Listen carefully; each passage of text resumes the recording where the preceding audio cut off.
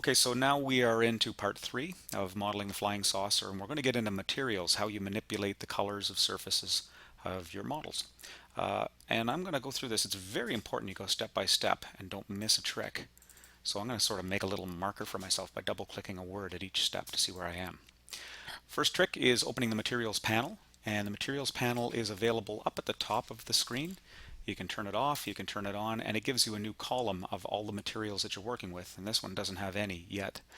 But step 2 says double click the new material. Okay, double click the word new, and you can create a new material, and it says right away name your material dome black. Okay, this naming stuff is incredibly important, because if you don't and you lose track of your materials, you can overwrite one material with another if they have the same name and you copy one object from one screen to another. So always make sure you start with naming the thing properly. I'm going to choose an appropriate color, and it looks like I've already got something that's dark, and I'm going to manipulate the tone of it by taking it down. You can change hue, you can change saturation by going to the very extremes, red, blue, and green, and you can dull things down and desaturate by going towards the middle. But right now it's getting me the color that I want, and I think when I'm done I'm going to say okay, but I think there is one more thing we want to do. Change the specular to 0.1. So not only does it change color, it changes how shiny things are, and this is going to make this less shiny, half as shiny, by taking specular from 0.2 to 0.1. Say OK, and there's my material.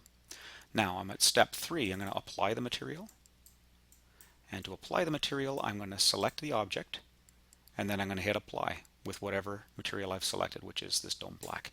Turns it black, easy as that. Now we just painted the entire object that we selected using this mode.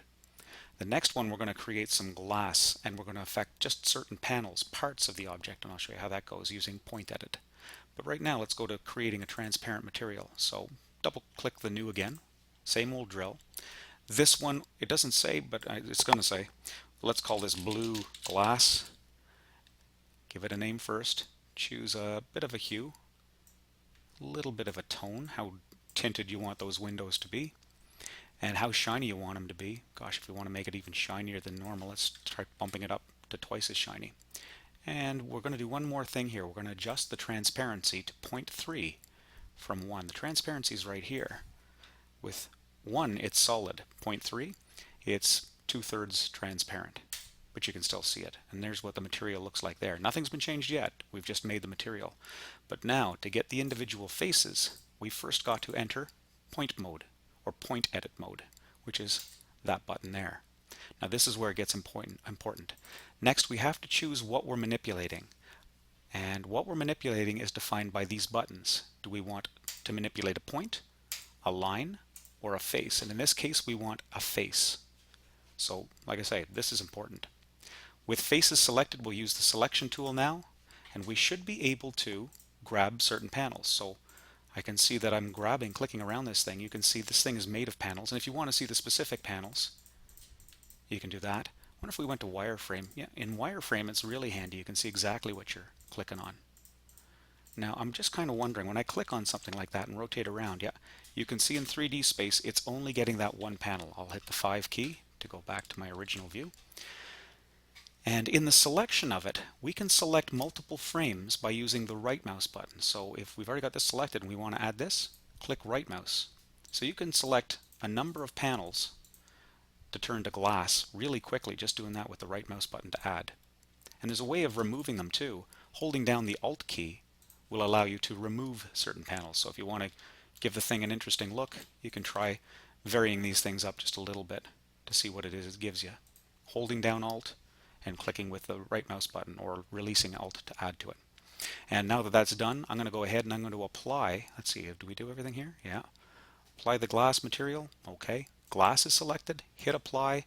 And when I go back to smooth shaded, you'll notice it stays yellow because it's still selected. But click outside and we'll rotate around and you'll see, yep, we got those glass panels in place. We have just changed certain points. And if you don't like it, you want to change it and add it and do whatever, you can. You're still in point edit, so you can still click individual panels here. I think in this case I'm going to add those ones and make those ones transparent as well. Okay, you get the idea. Where are we now? Let's see. Now you can only select individual faces for mesh objects. Yeah, this is kind of a good point. We can manipulate these individual faces because this is a mesh. Both these objects are, but if you were working with a primitive sphere, you cannot change individual faces. The sphere is a complete object and it cannot be pulled apart until you convert it to mesh. Hopefully that makes sense to you later on. View the results. Okay, we went and we did smooth shaded and we looked around it and we were pretty happy with the results.